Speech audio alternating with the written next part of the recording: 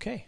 In theory, as always, in theory, we should be live to the internet. So who knows whether that's true or not?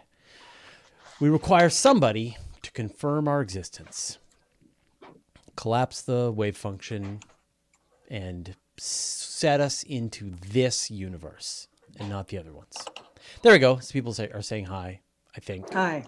Good. Yeah, people are saying that we're live. We did it. Okay.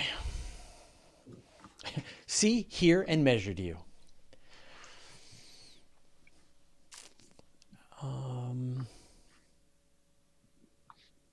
All right, now's your chance, everybody. Say hello.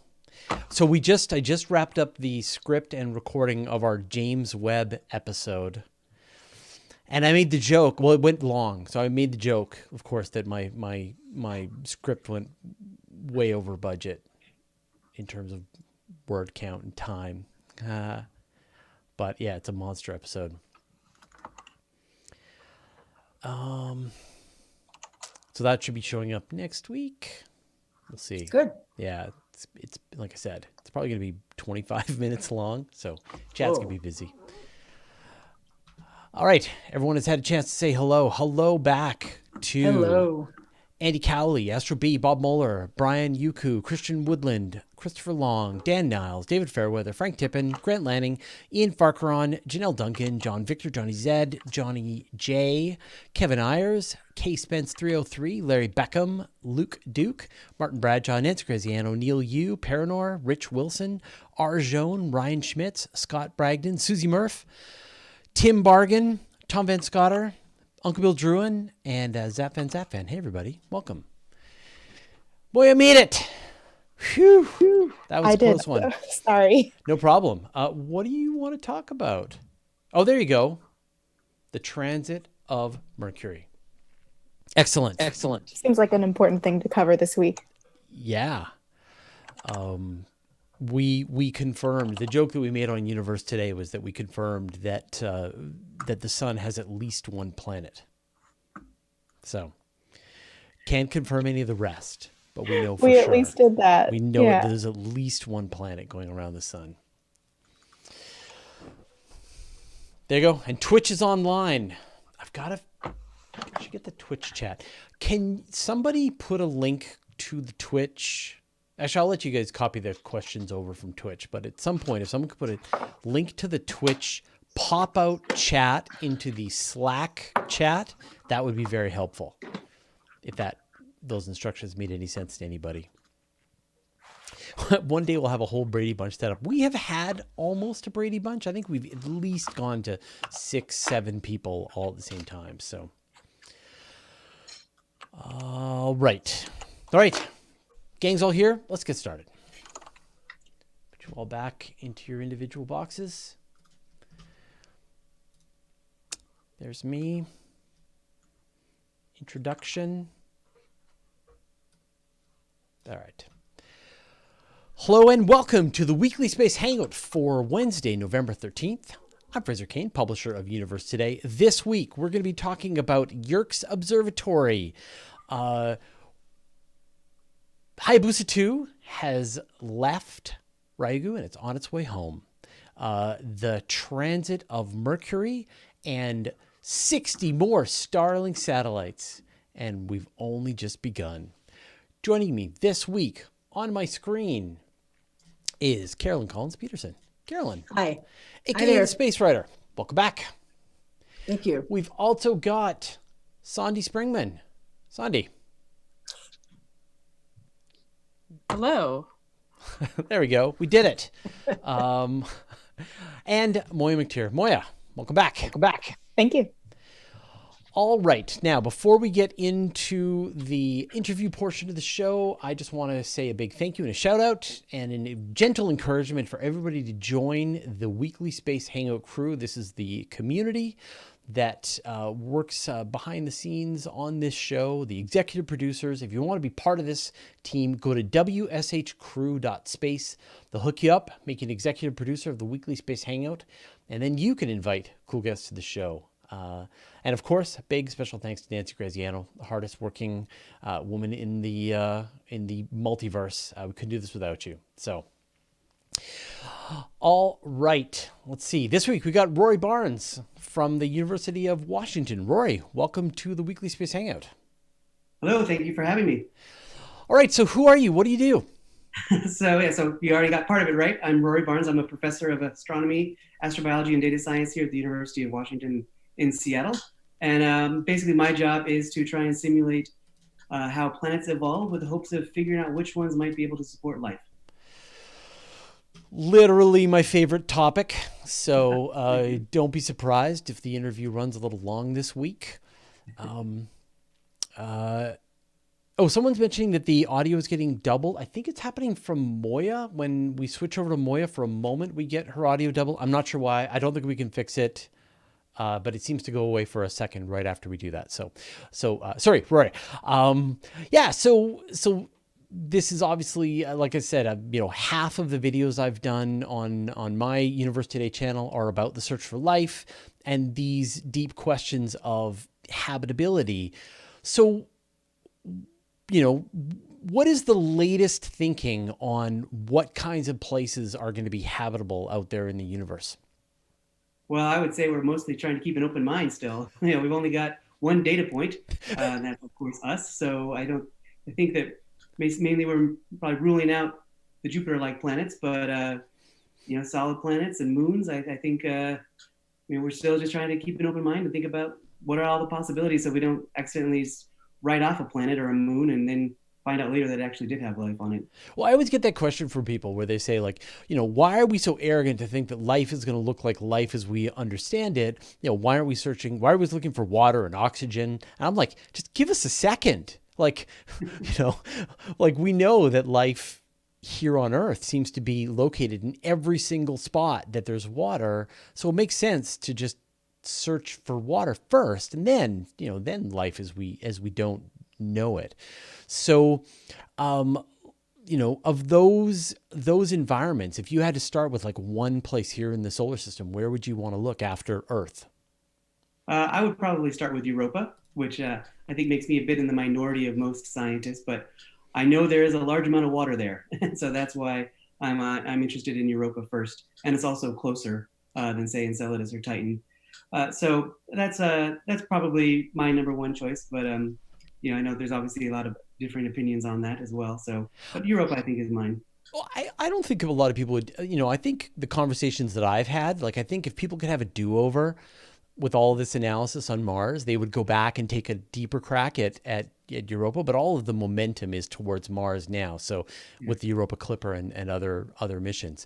Now, one of the projects that you've worked on is VPLanet. So can you tell us how this works?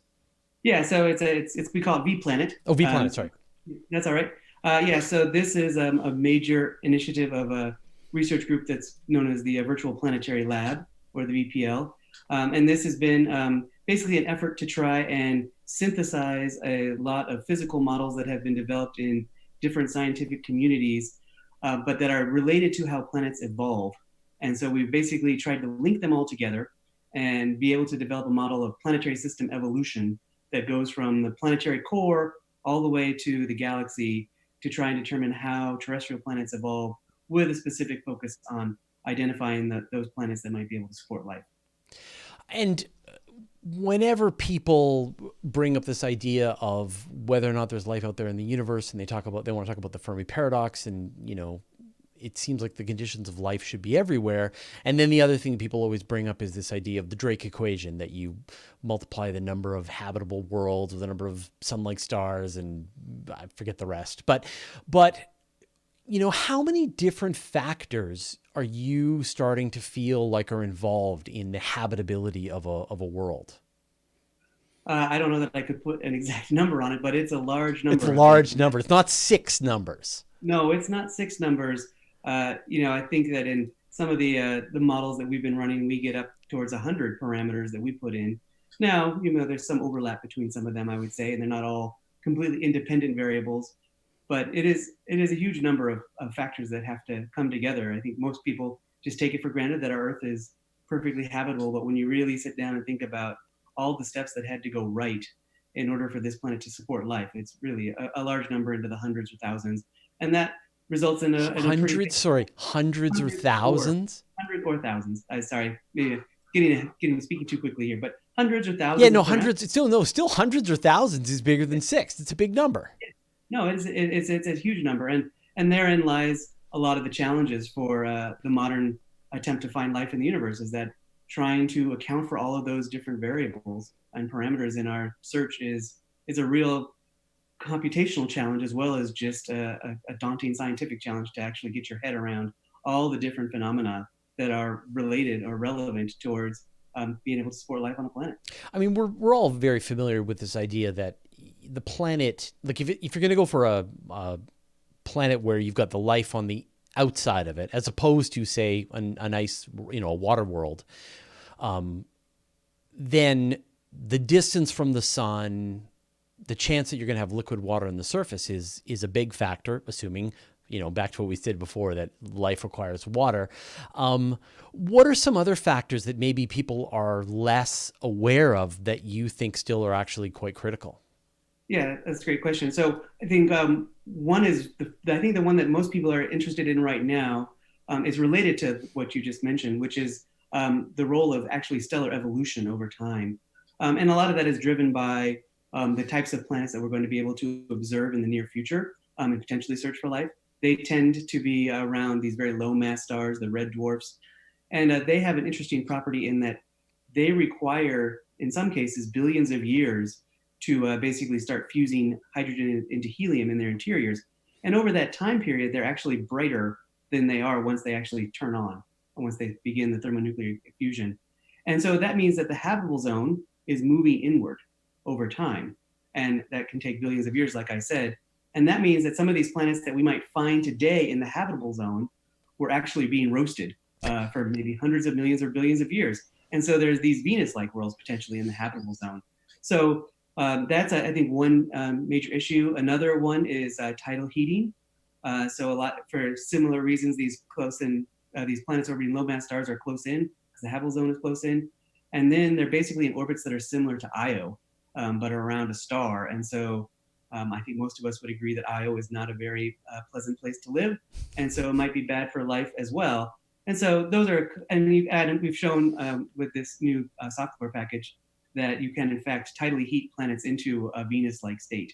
And so really, there's a few issues like that I think are pretty relevant, but I could go on, but I know hundreds or thousands. Yeah. Yes.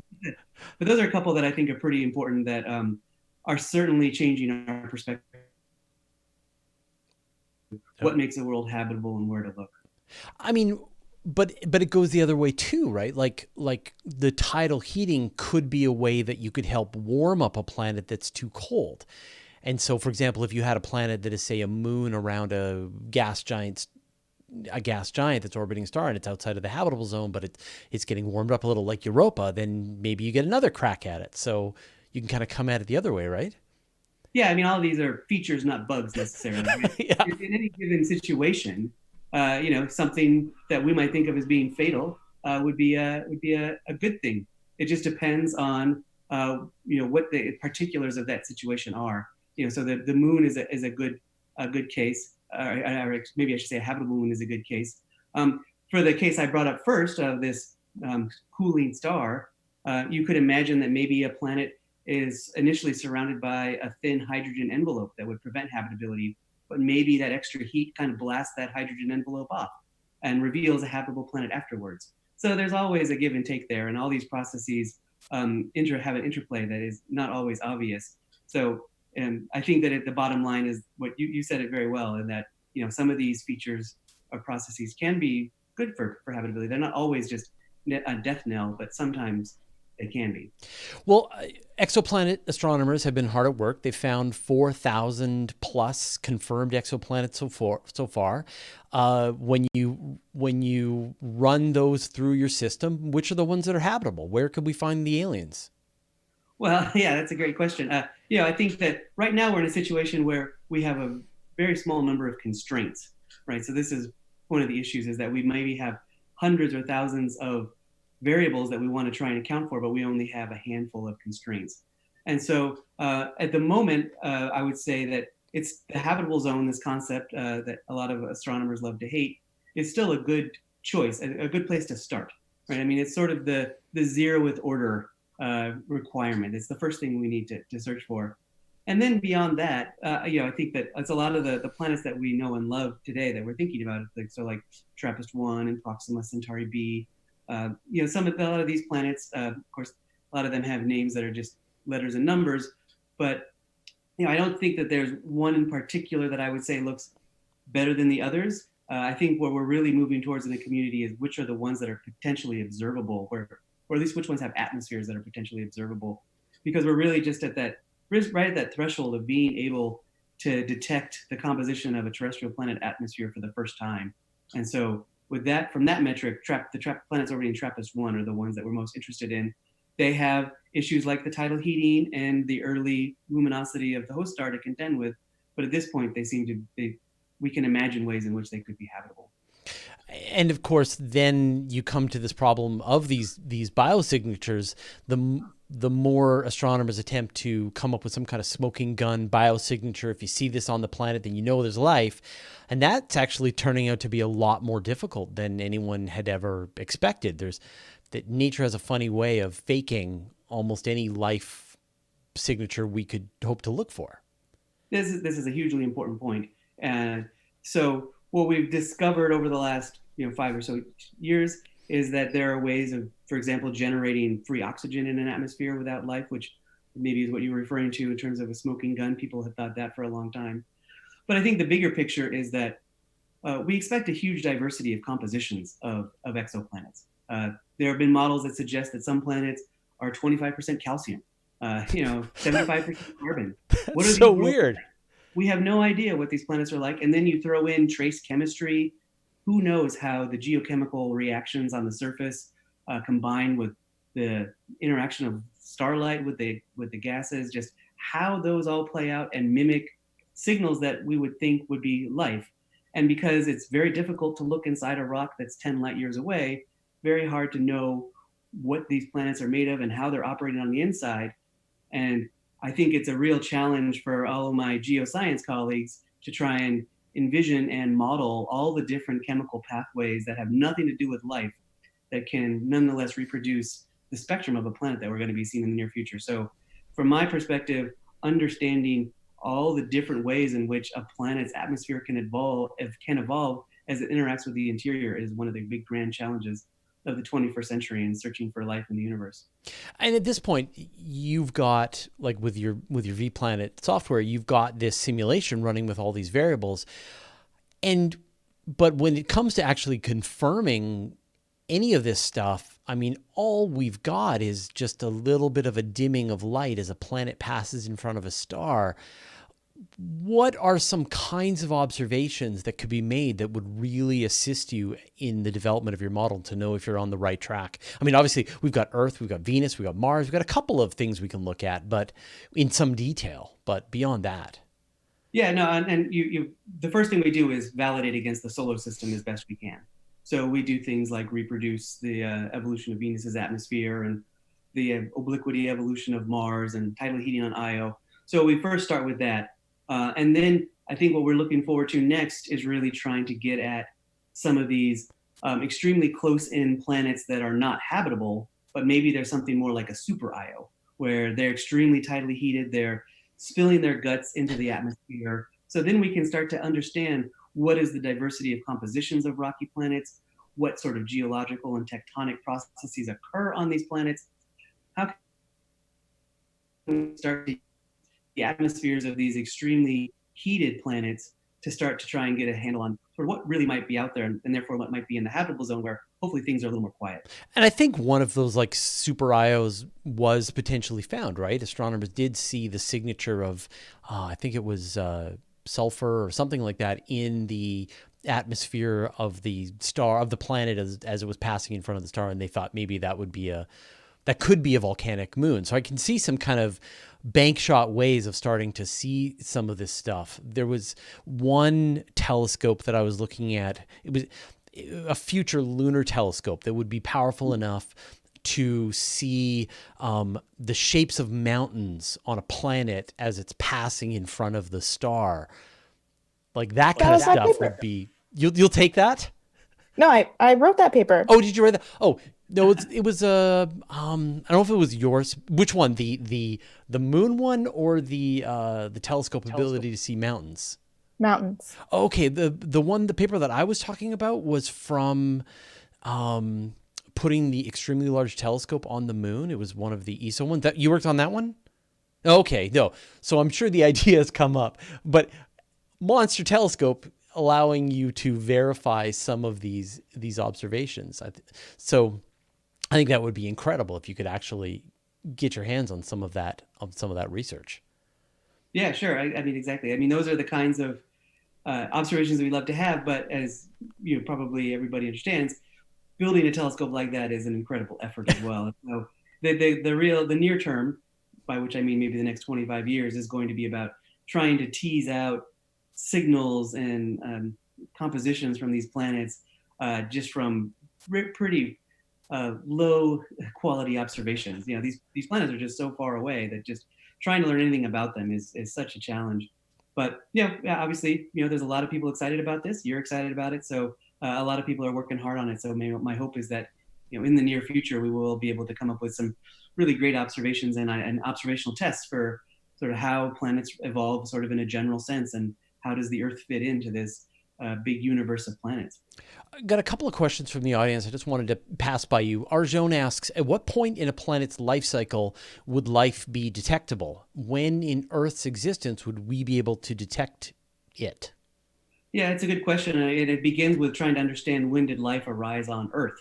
We're pretty confident that it arose at least 1 billion years after the Earth formed, so about 3.5 billion years ago. There are claims that maybe it was 3.8 billion years ago, maybe 4.2 billion years ago. So, I think it's, again, this sample of one problem of just knowing, at least from, is the Earth typical, is the Earth extreme? Certainly, I think most people would argue it takes a few 100 million years to get things going. And you just sort of need the bombardments of planet formation to come to an end, and then you need time for the chemistry to build up the molecules that we might actually call life to. We need that much time for them to arise. So I think that's a pretty open question, but certainly a good one. And one other question from Larry Beckham. What do you think about a galactic habitable zone? Yeah, so this is definitely an old idea that's at least 20 years old. And I think there's got to be some truth to it. But one thing I would, and I guess maybe just to back up, there's been suggestions that the inner parts of our galaxy are, it's too much high energy radiation that's just flying around there, that it would strip away atmospheres. And farther out of the the galaxy, there would be maybe not enough metals to form planets. So that makes the sun at 8.5 kiloparsecs out in a sort of galactic habitable zone. But one thing I think we want to keep in mind is there's been research lately that has shown that stars can move by huge distances in the galaxy. So, for example, the Alpha Centauri system has probably migrated something like 2 to 4 kiloparsecs from being closer into the center of the galaxy to where it is today. So we get this mixing of stars. And so it might be that some planets formed about where we are and have gone out into the zone where we might have thought there can't be planets. And similarly, some planets might form here and move in where maybe they're in danger again. So there might be something like a habitable zone, but it's probably a lot more complicated than what a lot of people have realized. So Rory, if people want to take a look at this software for themselves, how can people start simulating planets? Yeah, well, we'd love to hear that. People are working on it. So the code is completely available on GitHub.com. It's a site called Virtual Planetary Laboratory, and then if you go there, you'll see a link to VPLanet.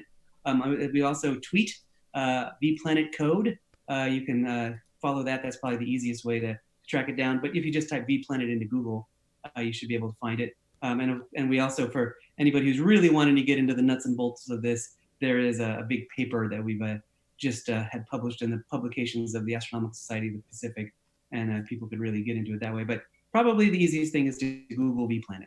I can imagine some video game developers incorporating some of the software into their video games to generate. Has anybody done that yet to make a more realistic space worlds? Nobody has done that yet that I know of. But that doesn't mean they haven't started to think about it. But yeah, I think that'd be obviously be fun to see somebody try that. All right, and where can people find out more about what you're working on? So I mean, they can Google me, Rory Barnes. I have a website at the astronomy department here at the University of Washington. But I personally don't tweet. I just tweet as my code. so VPLanet code, if you want to kind of see what I'm thinking about, that's probably the best place to go. But just Googling me and seeing what I'm up to. That's probably the best way to go. Fantastic. Well, Rory, thank you so much for taking the time to chat with us today. We really appreciate it. Really exciting. Let us know when you find life. Will do. Thanks so much for having me. All right. Time. Or even simulate that it's there. Let us know. All right. Thanks a lot. Take care. All right. We're going to move on to the news portion of this week's episode. Moya, tell us about the transit. Yeah, I thought maybe other people would want to cover this. I didn't see it in the Google Doc, so I was surprised. I thought it had to be covered. So on Monday this week, Mercury transited in front of the sun for the first time in 3 years. The last time it happened was in 2016. And it was a pretty exciting event. I know that there were a lot of people who came to Columbia to look through our special sun filter telescope to try and see the Mercury transit. It started at around 7:30 here in New York. And so we could actually see the entire transit of Mercury, which takes about 5.5 hours. So a few things about Mercury transits in general. They happen about 13 times every 100 years. The last one was 3 years ago, and the next one won't be visible here until 2032. So we have a long time to wait. I actually didn't get to see this one, so I have to wait a long time to see the next one, unfortunately. But we can learn things from the transit of Mercury, which is super exciting. So one thing that we're not learning, but we can confirm, is the distance between the Earth and the Sun.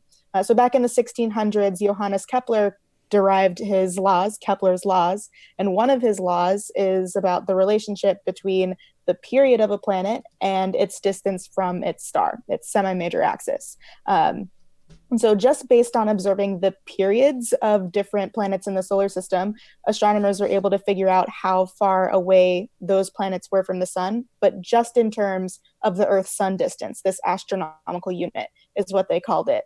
And they didn't know how big an astronomical unit was.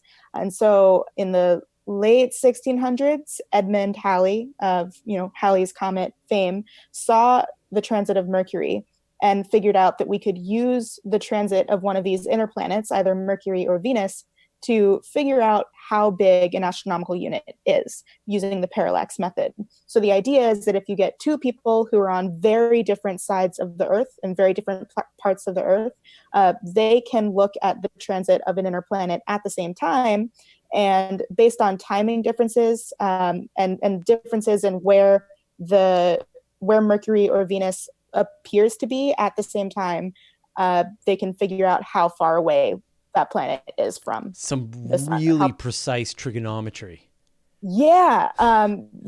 I imagine the error bars in that first measurement were pretty large, but they've gotten better since then. I can't even imagine taking the tangent or whichever one it works for that triangle, like without a calculator. Without a calculator, yeah. So the legs of your triangle, two of them are 150 million kilometers, and then the degrees that you're having to measure in the timing. Oh, it's an amazing calculation that they were able to make that back when they did.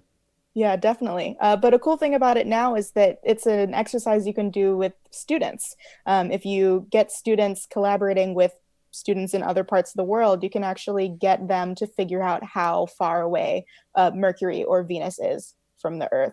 So that's really cool. And then there's some actual modern day science that's going on with the transit of Mercury as well. Astronomers used to think that Mercury and the moon didn't have atmospheres, but then we learned that they actually have these very thin shells of gas called exospheres.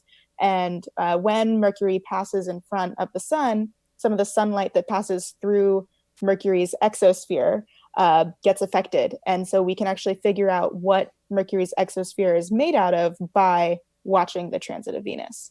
So, or Mercury. And cool. the joke that I made beforehand, we posted on Universe Today, was that we can confirm that the sun has at least one planet now, and that's because this is essentially the transit method. Yeah, for sure. This is the method that has found thousands of exoplanets. Almost 3,000 planets have been more than found 4,000 for sure now. Yeah. Yeah. But I don't know how many of them are transit compared to radial velocity. Yeah. Yeah, I think it's about 3/4 of the planets have been found using transits. Yeah. And so just take that exact method and then use that on another star, and you can see if it has a planet. Exactly. So if you missed this one, and I did, we had clouds here in British Columbia, big surprise. When's our next shot? The next one is in 13 years, in 2032. Right. And did you catch the Venus transit? I didn't. I've never seen a planet transit. Oh, really? Yeah. Yeah. We live streamed the Venus transit back in the one in 2012. And honestly, I wasn't interested in astronomy in 2012. I didn't find it until 2014. Oh, okay. Well, there you go. You can go back and see it on our channel, but okay. That's almost as good. Almost as good, yeah. As to actually seeing it with your own eyes. Still, it was really exciting. And obviously, with that one, we have to wait another 100 years to get a shot to see another Venus transit. But same thing, right? Like just the ability to figure out the scale of the solar system by this one object moving in front of another it's a stunning accomplishment. And it's this great reminder every time this happens that this is even possible. I love it. Yeah, for sure. Carolyn, what do you got for us? Well, I should say that we also had clouds for this transit. And I woke up and I had about a half a dozen emails from people around the world saying, you need to watch it on this live feed. And then somebody wrote to me and said, it's the world's worst annular eclipse. Mercury didn't cover the disk of the sun at all. No. Where's the corona? There are a lot of jokes about, it's getting darker now. They said the same thing about Venus too. So, and I did watch that one. Well, so the story that it kind of caught my attention this last week was about Yerkes Observatory in Williams Bay, Wisconsin. And over the last year and a half, I spent time writing a book, which I'll tell you all about later, but it's basically coming out next week, and it's about observatories. And Yerkes was one of them that I paid a lot of attention to because I've actually visited there and I knew people that did work there. It's an older observatory. It was built in 1897 and was founded by astronomer George Ellery Hale. Many, many famous people have used this observatory. It was equipped with laboratory space for physics and chemistry, and you often hear it referred to as the birthplace of modern astrophysics. At the time that it was built, there was this concerted change from being a purely observational science to using physics and chemistry to help study stars and objects. And so Yerkes has been the home of a lot of major groundbreaking observations, things like Neptune's moon's Triton. They discovered an asteroid, which they named after Hale, 1024 Hale, which was in 1923. Spectral classification's been done there. There have been star atlases. And it was equipped with what was at the time the largest telescope, or the second largest telescope in the world. It was a refractor, actually, 40-inch, 102 centimeter doublet lens refractor built by Alvin and Clark, Seddon and Warner, and Swayze Mount. And it's like the gold standard of telescopes. It has a massive collection of photographic plates there that people have used for research. And over the years, they've added other telescopes to it, including a 103 centimeter reflector. So a pretty storied history for this place. It's been used by, and I went there and I'm looking through the catalogs of people that have studied there. And my own graduate advisor had done his work there. Carl Sagan did his graduate work there. Gerard Kuiper, Subramanian Chandrasekhar, Edwin Hubble, along with a number of other people throughout the years. So this is not, like this boring little telescope out in the middle of nowhere. It's a pretty major facility. And in more recent years, they've been doing astronomy with it, but they've also been training astronomy educators there, science teachers, and people like that. And you could get public tours. So if you ever went up there, you could go grab a hamburger at Williams Bay and then go over to Yerkes and see the place. So it was pretty much a really cool place to go visit in the history of astronomy. Well, in the last few years, the University of Chicago, which was operating Yerkes, decided they didn't want to run it anymore. And they had a number of really good reasons for that. One of them was light pollution. The observatory's view was really getting basically blown away by the glow from nearby towns, including Chicago, which is a few hours south, but you could still see it. And the upkeep of the place was really starting to cost a lot of money. And the University of Chicago was starting to get them. They've been involved in many other facilities in South America and around the world, and they needed their money to be able to pay to participate in those. So they decided they were going to sell the facility, and the first buyer that wanted to buy it wanted to take the whole thing and turn it into an exclusive condominium development. Oh no! No, I mean seriously. And so, well, that really, it really hacked off a lot of people, and particularly the locals, because they've been very proud about being Williams Bay, the home of Yerkes Observatory. And so things kind of moved forward. The people that were going to build these condos, well, we'll change the plans. We'll do this, we'll do that.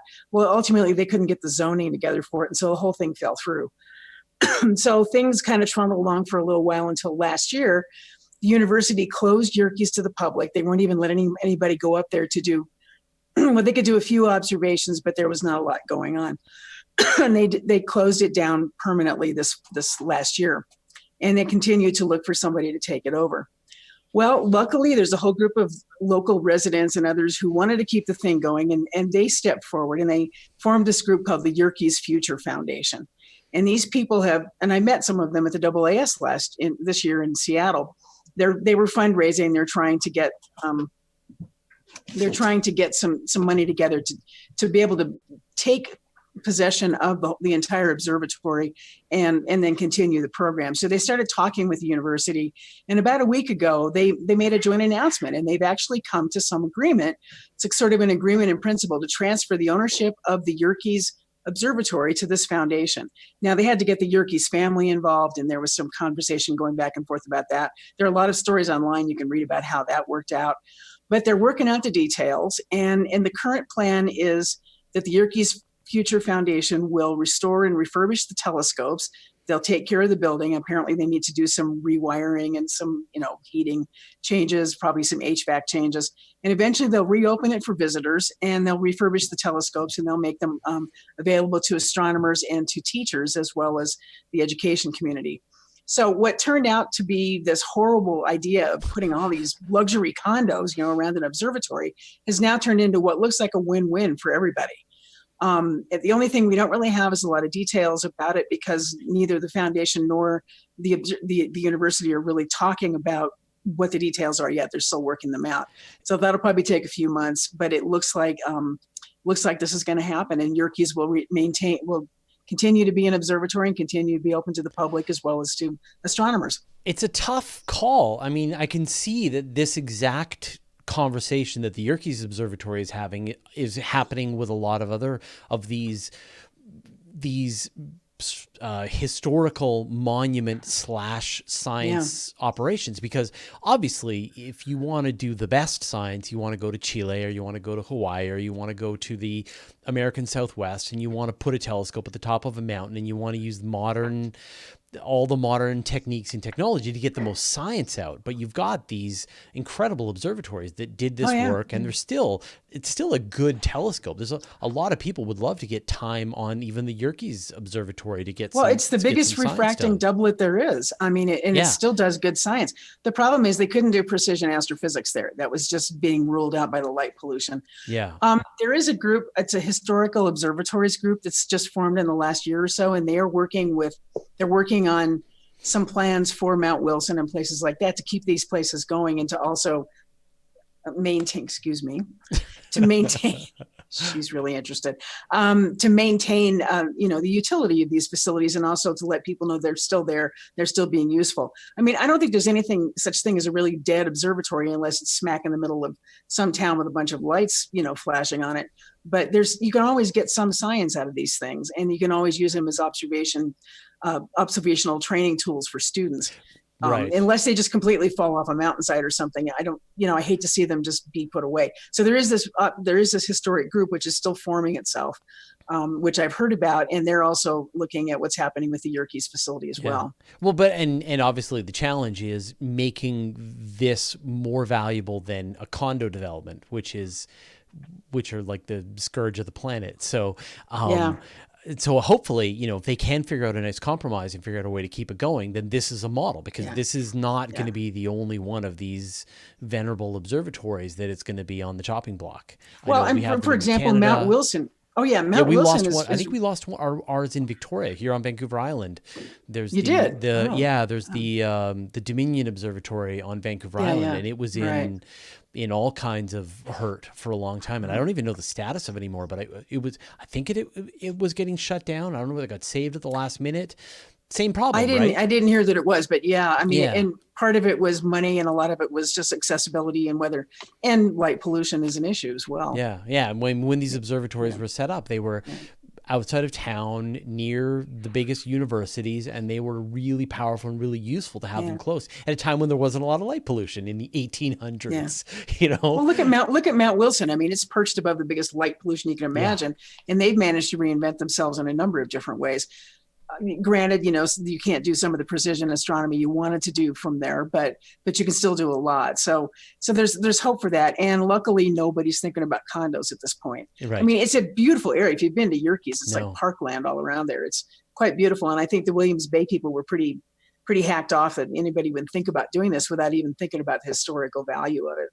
Yeah. And people were making the University of Chicago out to be an evil omen, and that really wasn't the problem. They're being very pragmatic about it. They've also been very patient. They've been willing to wait and see what would happen. Yeah, and what do? They've only got so much science budget, and do you contribute your small budget to some collaboration on a mountain in Chile where you're going to get some real science done to answer a lot of the questions that you have, or do you continue to keep this facility open with maybe getting less science out of it? So it sounds like a great compromise. I'm really glad to hear that. I was I'm going to be following really sad it for story, a while. but it sounds okay. No, I'm glad to see it. And when I redo the second edition of my book, maybe I'll have some good news for it. So all right, keep us posted. Yeah, Sondi, what's this week in asteroids? Well, this week in Kuiper Belt objects, 2014 MU69, which you may know as the last target of the New Horizons mission to Pluto, it finally got a permanent name. This is very exciting because people have been using an unholy hodgepodge of its license plate name, 2014 MU69, a nickname that didn't really fit with the IAU naming conventions. But this week, the IAU finally released a whole bunch of names of objects, and a number of friends who've been doing asteroid science for years finally got asteroids named after themselves. And so the name of this object is Yerkes, and it is in the Powhatan Algonquin language, and it means sky in that language. And so the New Horizons team actually worked with the Powhatan tribe to work with this name. They had elders from the tribe at the naming event at NASA. So it was really great that this name, it finally did get a permanent name, and that the name is from a tribe in Maryland where most of the New Horizons mission, the flybys of Pluto and MU69 happened. So it's really appropriate that the people whose land that a lot of this work was done on, they are acknowledged in the permanent name of this object. That's fantastic. So there's a crater on the object that's been referred to as Maryland. I don't know if that became a permanent name. So Maryland features very strongly in the work of the team and the geologic features. And so give us the pronunciation again. I believe it's Yerkes. There's a tweet from NASA with a clip of Dr. Phoebe Ferris of the Powhatan Pamunkey tribe bestowing the name on it. So this was tweeted out yesterday. You can take a look at it, and it's in the Engadget news article on the object that NASA, the pronunciation clip, and I'm guessing it'll wind up on Wikipedia pretty quickly. If not, maybe one of our energetic listeners could will link find to us it. a link. Yeah, maybe I can try and play it. And maybe they could update Wikipedia if it's not already there. For people who don't know how this works, how does the naming of these objects, who gets to decide? So the discoverers of the object get to name it. And if it's not named within 20 years of discovery, it goes on to whoever else. So in this case, who would the discoverers be then? The people who used Hubble to find it in the first place? Yeah, the people who used Hubble to discover this object. And so it looks like Mark Bowie is the representative for the naming team who worked with New Horizons and worked with the Powhatan tribe to name it. So there are rules, though, for different parts of the solar system for what gets what name. Near-Earth asteroids have their own sets of naming conventions. Doesn't the discoverer get to just name them and it's done? Well, you have to follow the rules. Yes. For example, it's possible there might be a near-Earth asteroid named after me. Just maybe. Yeah. So, do you have a near-Earth asteroid, Fraser? Yep. Oh, cool. So minor planets. It's either I have a near-Earth asteroid named after me, or I was named after a near-Earth asteroid. Let's say that this near-Earth asteroid is named after you. Yeah. So like objects that cross the orbit of Jupiter, they get named for centaurs like Chiron, Plutinos, and other objects. Further out there are mythological creatures associated with the underworld, and then just other KBOs are given mythological or mythic names, but not necessarily from Greek or Roman mythology. And then objects that also near-Earth objects are still given mythological names, such as Apollo or Eros. And then just to make things complicated, comets are named after the person who discovers them. Right. This is how you get like Shoemaker-Levy 9, because Shoemaker and Levy discovered a lot of comets together. Or 67P Churyumov-Gerasimenko. Or Hondos Merkus Paiduskakova. Whoa! Nice.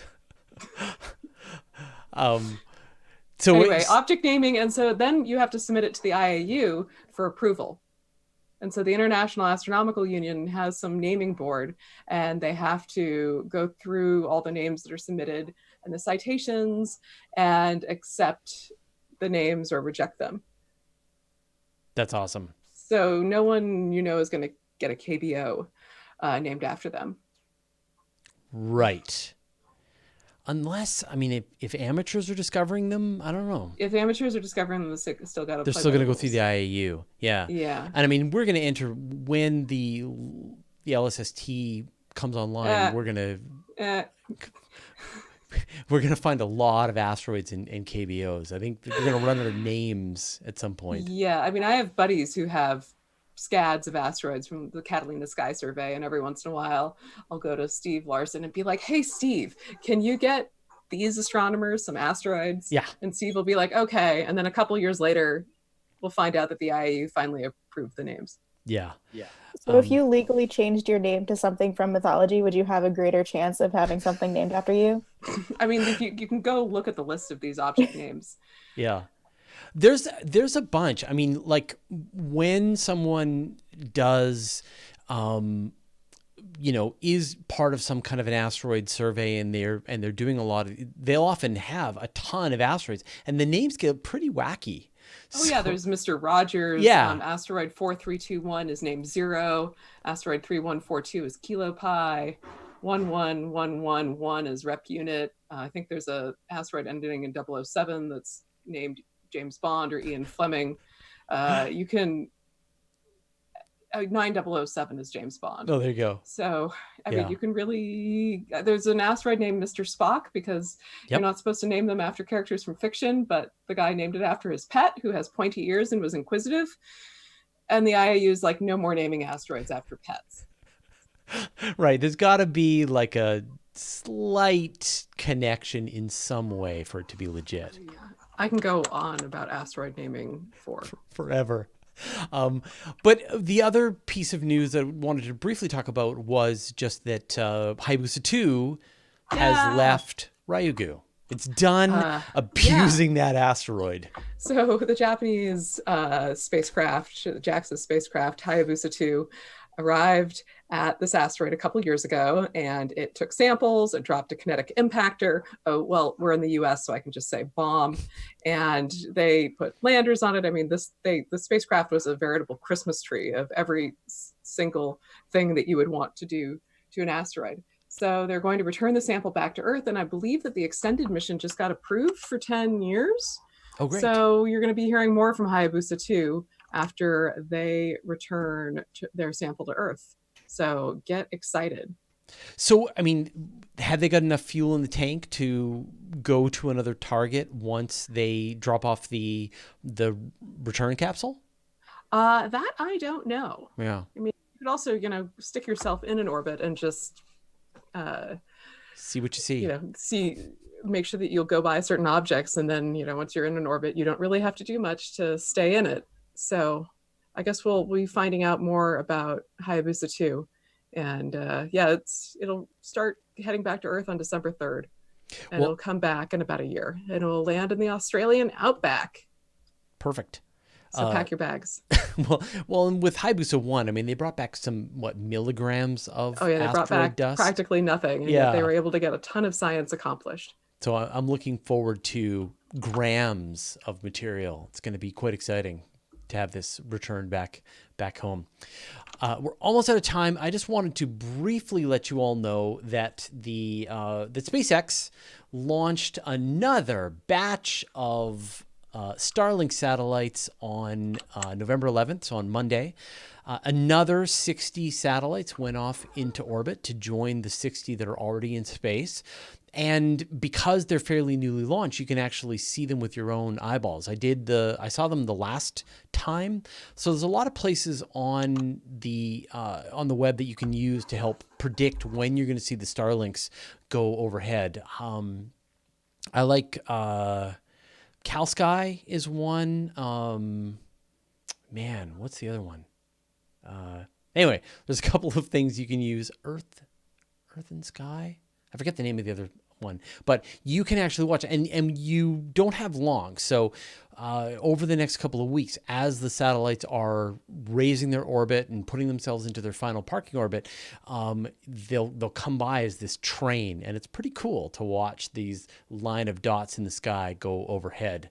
At this point, the astronomers in the audience are rolling their eyes and regretting every one of these launches, but well, I think other people who aren't necessarily astronomers may be regretting them as well.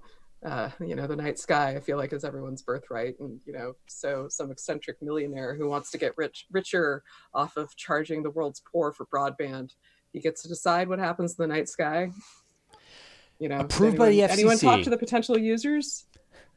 We'll find out. Again, I always say, right? If this enables 3.5 billion people to come online to the internet for almost no cost and join the connected society, then it's worth it. And if it just allows discount traders to make their trades at a couple of nanoseconds faster, then not worth it. Well, there are a lot of ways to bring internet to people. I worked in Ghana for a summer, and the way technology is approached there, and this was in 2012, and the US could barely get mobile payments going in 2012. And all these countries in Ghana were using all these different ways for paying one another using just flip phones. Yeah. And so, the approach to sort of infrastructure and technological dogma in other parts of the world is very different than what we're used to here in the US or Canada.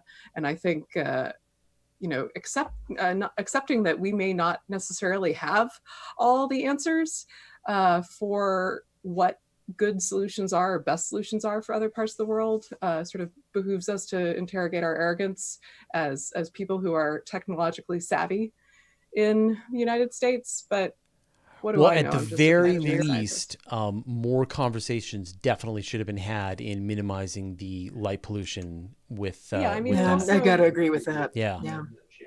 A basic design principle is talk to your users and figure out what they want. And everybody uses the sky. Yeah. After they launched the first batch, the Musk said that they were going to try some methods to mitigate the light pollution. And I don't know, I haven't heard much from astronomers after that first, like they're very bright when they first launched, but after they made it into their final parking orbit, I hadn't heard any other issues. But in the most powerful telescopes, especially things like the Large Synoptic Survey Telescope, there's going, when they're in the final configuration of potentially 42,000 satellites, there's going to be trails nonstop going through them. So yeah, and I was, walking an hour, it was an hour and a half after sunset the other night, and I see this trail of stuff in the sky and say, oh yes, that must be Starlink. Oh, did you see them? Oh yeah, it was an hour and a half after sunset. Yeah. They're just, cruising along. Yep. Yeah, we saw the first ones. And I keep thinking about, 42,000 possibilities for little occultations. It just blows me away. And I live in a really dark sky site, so I'm not real happy about it. Yeah. All right, we've reached the end of our show. I want to give people a chance to shamelessly self-promote things they're working on. Carolyn, you've got a new book coming out. It's already out, actually. It's right here. Right there. But it's only out in the UK until April, and then it'll be in the US. Although I've been reliably told that you can get it electronically in the US.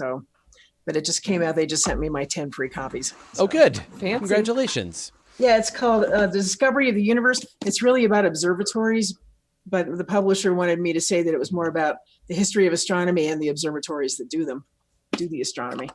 So it was a work of love. Sandy? I'm still on Twitter tweeting at Sandy, so you can come find me there for various nonsense and malarkey. Last time you had a furious pace of collaborating on papers. Where are you at now? So we are waiting. There's been all sorts of high drama in the Borisov, the two interstellar Borisov observing community. There was a paper that was submitted to the archive. It said, let's draw a line between 2 points and say that this says all sorts of things about the population of interstellar objects, among other things. And apparently that paper is going to be retracted. Uh-oh. So there's maybe not as many, or there are more. So who knows what's going to happen there. And so I think there's just sort of some, anyway, I'm sure it'll all work out. And it's just sort of amusing to sit here and like eat popcorn and like watch the drama. As the dome turns. Moya, what are you working on? I, for the first time ever, am hosting my own show at a bar in New York. I'm really excited.